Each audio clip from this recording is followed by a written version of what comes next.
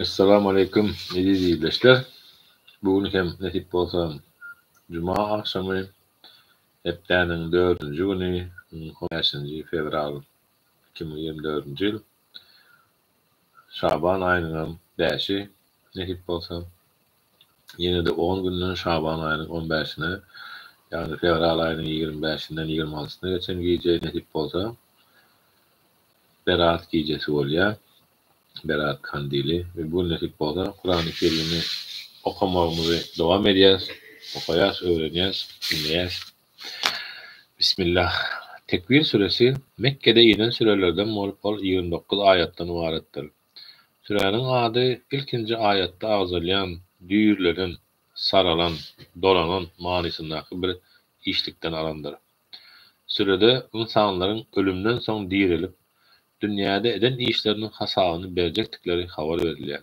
Şeýle de Cebrail aleyhisselam periştanyň mertebesi barada aýdylýar. Rahman we Rahim bolan Allahyň ady bilen. Gün düýrülip gatlanan wagty. Ýyldızlar ýerlerinden gaçan wagty. Daglar ýöredilen wagty. Botlajak bolýan düýeler dözüp bolmajak mallar terk edilen wagty. Wahşy haýwanlar bir ýere üýşürilip jemlenen wagty. Deňizler alawlanyp gaýnadylan wagty. Ruhlar can bedene girip birleştirilen wagty. Diýirligine gömülen gys çağanyň haýsy güne sebäpli öldürilendigi sorulan wagty. Hasap depterleri açylan wagty. Asman cisimleri syýrylyp açylan wagty. Dozaq lowladylyp gyzardylan wagty. Cennet golaýlaşdyrylan wagty. Şol wagt her kim kıyamet üçin taýýarlan zadynyň nämedigine göz ýetirer. Ýok, gündüz siňip gizlenen ýyldızlara, aýlanyp ýerlerine giren ýyldızlara, garaňkylygy yzda goýan gije, agyryp gelýän daňa kasam bolsun. Kur'an hormatly bir ilçiniň Cebrail'in getiren sözüdür. Ol ilçi ören güýçlüdür. Beýik arşyň eýesi bolan Allahyň ýanynda ören awraýlydyr. Ol ýerde asmanlarda özüne boyun egilýän, anam edilýän ilçidir. Siziň dostuňyz Muhammed aleyhissalatu vesselam däli däldir. Ol Muhammed aleyhissalatu vesselam ony Cebrail'i asmanda äşkär görüpdi. Gaýypdan gelen wahyny getirmekde ol husyt däldir. Bu söz Kur'an başlanyp jennetden gowulan şeytanyň sözü däldir. Siz bu ýagdaýda nire gidýärsiňiz? Bu Kur'an diňe ähli älemlere bir öwütdir, duýduruşdur. Dogry ýoly tapmak isleýänler üçin öwüt ündewdir. Emma bu dogry ýolda berk durmak siziň islegiňize bagly däldir. Ol diňe älemleriň perwerdigäri bolan Allahyň islegi bilen amala aşyr. Sadakallahul azim. Ve 82 İnfitar suresi. İnfitar suresi Mekke'de inen sürelerden bolup 19 ayattan ibaretdir. Sürenin ady birinji ayatda agzalayan asmanlaryň ýarylyp bölünmegi manysyndaky işlikden alınandyr. Bu sürede ahiretde dünyadaky edilen işleriň haklarynyň alınjakdygy habar berilýär. Rahman we Rahim bolan Allahyň ady bilen. Asman ýarylan wagty, ýyldızlar bölünip daş töwerege seçilen wagty. Deňizler bir-birine koşulup bir ummany öwrülen wagty. Gowurlaryň içindäkileriniň çykarylan wagty. Ine şonda kim näme edip näme etmändigine anyk göz ýetirer. Ey insan, sen ol keremli perwerdigärine garşy aldan zat näme? Seni yaradan, sana dolulugyna şekil beren we sana deňagramly bir ýaradylyş beren, sen öz isleýişi ýaly yaradan ol dälmeýsem, ýok, siz dini kıyameti inkar edýärsiňiz. Siziň ýanyňyzdan aýrylmaýan goraýjylar bardyr. Ol goraýjylar kiramen katibin, arzyly katipler, siziň edýän ähli işleriňizi bilýärler we ýazarlar. Düşündürüşi kiramen katibin, insanyň ýanyndan aýrylmaýan we eden ähli zadyny ýazýan periştelerdir. Ýaxşy we haýyrly insanlar dağım cennetlerinin içinde nigmatda bolarlar. Ýoldan azan pasyklar bolsa dowzakdadyrlar.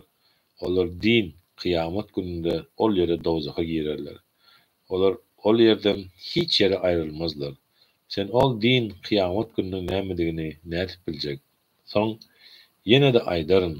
Sen ol din, kıyamet gününiň nämedigini nädip biljek? Ol hiç kime peýda berip bilmejek günüdür. Ol gün ähli hökm we ihtiýar ýeke-täk Allahynyňkydyr. Sadakallahul azim. Ve 83 Müttafin suresi. Müttafin suresi Mekke'de inen sürelerden bolup ol 36 ayattan ibaretdir. Adyny ilkinji ayattan alandyr. Bu sürede işlerini doğru dürüst berjay etmeýänlerin, terezide kem çekýänlerin, gelecekki erwet iqballary, dogruçul insanlaryň bolsa ähmiýetleri we olara beriljek sylalar barada aýdylýar. Rahman ve Rahim bolan Allahynyň ady bilen. Hilegärlik edip kim çekýänleriň way halyny. Olar insanlardan bir zat ölçäp alanlaryny, haklaryny, ölçeglerini dol alýarlar. Emma özleri başgalary ölçäp berenlerine welin kim çekýärler, hile edýärler. Olar uly aýylganç günne ähli insanlaryň ärenleriň Perwerdigarynyň huzuryna durjak günlerine özleriniň dirildirip jemlenjekdikleri barada oýlanmaýarym kalar. Ýok, siz mekirlige baş urmaň, ahireti hem inkar etmeň. Dogrusy ýoldan azan pasıklaryň hasap depterleri sijindedir. Sen sijjiniň nämedigini nädip biljek? Sijjin kapyrlaryň eden işleri belligi alynýan kitapdyr. Ol gün hakykatdy inkar eden ýalançylaryň way halyny. Olar dini, kıyamet gününi yalan hasaplaýarlar. Onu diňe hetten aşan günäkär kişi yalan hasaplar. Oňa biziň ayatlarymyz okulan wagty bular öňküleriň aýdan ertekleri diýer. Ýok, olar eden etmişleri zararly, kalplary gowar tutan kişilerdir. Ýok, bu jezasyz kalmaz. Olar ol gün özleriniň Perwerdigaryny görmekden mahrum galarlar. Ýzyndan hem olar hükmän dowzaka girerler. Soň olara ine siziň yalan hasaplan hasap depterleri ılıyındadır. Emma ine siziň inkar eden, siziň yalan hasapla inkar eden zadyňyz azabyňyz diýler. Emma haýyrly insanlaryň kitaplary, hasap depterleri ılıyındadır. Sen ılıynyň nämedigini nädip biljek? Illiyyin möminleriň eden işlerini ýazylan depterdir. Allah ýakyn bolanlaryňa şaýat bolarlar. Elbette ýagşy, haýyrly insanlar ol nagym cennetlerindedir. Olar tahtlaryň üstünde oturup daş döwrege şadýan serederler. Sen olara seredeninde, ýüzlerinde cennet nygmatlarynyň peýdalananlaryň şadlygyny görersiň. Olar gabynyň agyzy möhürli arasy meý şerbet çüşelerinden içirerler. Ol meý şerbetleriň soňy müşkdir. Ine ýarışjak bolsalar insanlar bu cennet döwletine ýetmek üçin ýarışsynlar. Ol meý şerbetiň garnysy cennetdäki tesnim çeşmesiniň suwundandyr. Ol tesnim hem Allah'a ýakyn bolanlaryň içjek çeşmeleridir. Günälere batanlar, dünýädäkiler, möminleri ýaňsylap olaryň üstünden gülerdiler. Ýanlaryndan geçenlerine gözleri we gaşlary bilen olary ýaňsylap äsgermezçilik edýärdiler. Maşgalalaryň ýanlaryna barany bu eden işleri bilen şahatlanyp övünýärdiler. Olary gören wagtlary bular ýoldan azan insanlar diýerler. Olar bu möminlere gözekçi bellemediler ahiri. Ine bugün hem möminler kapyrlaryň üstünden gülerler. Tağutlaryň tahtlaryň üstünde oturup kapyrlar eden işleriniň jezasyny tapdylarmy diýerler. Sadakallahul azim. Ve 84 İnşikak suresi. İnşikak suresi Mekke'de inen sürelerden bolup ol 25 ayatdan ibaretdir.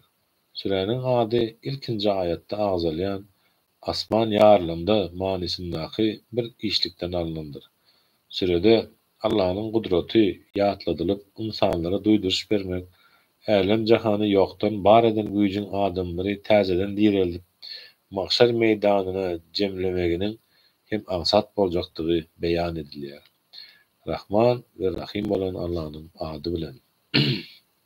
Asman ýarlan wagty öz Perwerdigariniň buyrugunu diňlän wagty, ýer ýarlyp tepdekiz bolan wagty, ýeriň içindäkilerin daşyna çogup çykyp boşalan wagty, öz Perwerdigariniň buyrugunu diňlän wagty, şol wagt nämeler bolar? Ey insan, sen tä Perwerdigarine gowuşýan çaň urnar durarsyň. Kıyamet günü hasap depteri sag eline berilen kişinin hasaby aňsat bolar. Ol maşgalasyna şadýanlyk içinde gaýtyp geler. Kitaby, hasap depteri izinden çep eline berilen kişi bolsa ýok bolmagy arzu eder.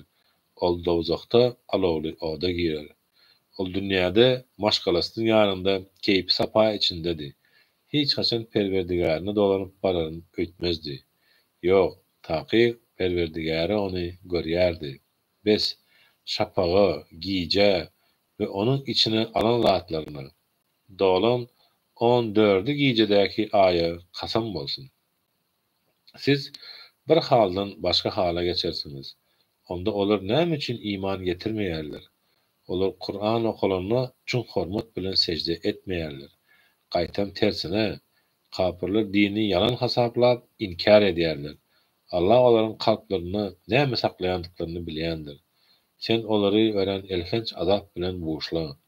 Emma iman getirip, hayrly we ýaxşy işleri edýänlere hiç izi üzülmeýän, hiç gutarmaýan syýlag bardyr.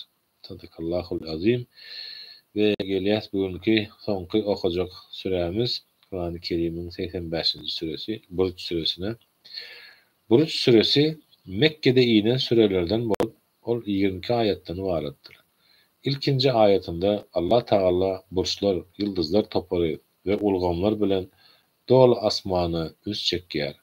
Buruç sözü yıldızlar topary diýmekdir. Bu sürede kapyrlaryň eziyetlerine ve zulümlerine karşı müminlerin sabır takatly ve ruhu belek bolmaklary ündelýär. Öňkü döwürlerdäki Allah'ın iýçilerine karşı çıkanların da derbi dağın edilişi ýaly Kur'ana karşı çıkanların hem ziyany uçajakdyklary barada aýdylýar. Rahman ve Rahim bolan Allah'ın ady bilen. Burçlara, yıldızlar toparyna eýe bolan asmana, wada berilen kıyamet gününe. Şayat bolany we şayat bolanýan zady kasam bolsun. Garym yaranlary helak boldular. Düşündürüş.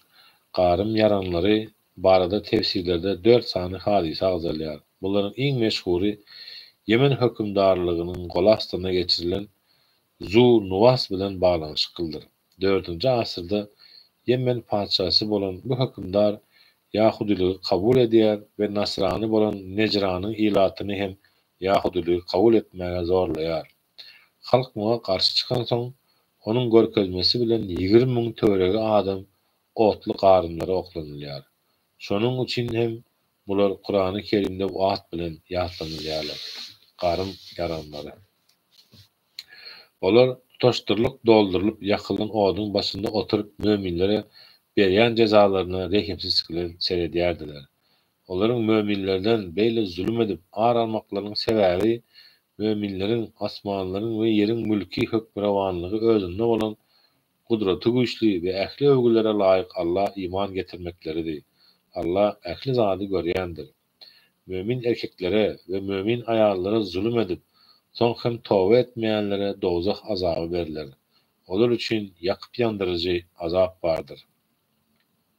İman getirip ýaxşy işleri edenlere bolsa aşagynyň derýalar akýan cennetler bardyr. Inne bu iň uly üstünlükdir. Seniň Perwerdigaryň kapyrlary azap bilen tutmasy ören gazaplydyr. Ol ilki yaradar, soň öldürüp täzeden ýene-de dirildir. Ol bagyşlaýjydyr, bendelerini söýýändir. Ol arşyň eýesidir, şany beýikdir. Ol isläň zadyny amala aşyrýandyr. Sana ol goşunlaryň, Firawunyň we Semud kowmynyň başlaryna gelen zatlaryň habary geldimi? Emma kapyrlar ýene-de dini yalan hasaplap inkar etmeklerini dowam etdirýärler.